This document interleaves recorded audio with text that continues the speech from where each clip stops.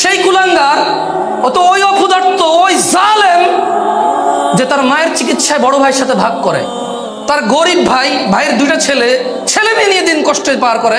সে ঢাকা শহরে নিজের ফ্ল্যাটে থাকে, ঢাকা শহরে নিজের বাড়ি আছে, সে চিকিৎসায় মায়ের সাথে ভাগ করে ভাইয়ের। তা কোন ভাই গরিব ভাইটার সাথে ভাগ করে?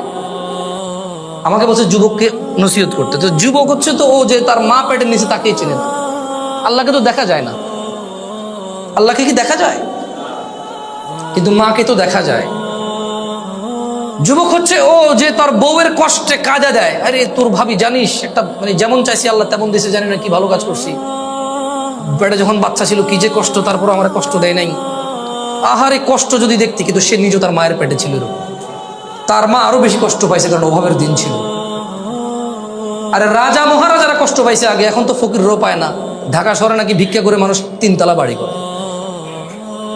কিন্তু একটা সময় তো রানীরাও কষ্ট পাইছে, কারণ রাজারা মানে মন মতো যেভাবে খুশি সেভাবে দাস দাসী রক্ষী টক্ষী রাখতো। তো বৌরে তো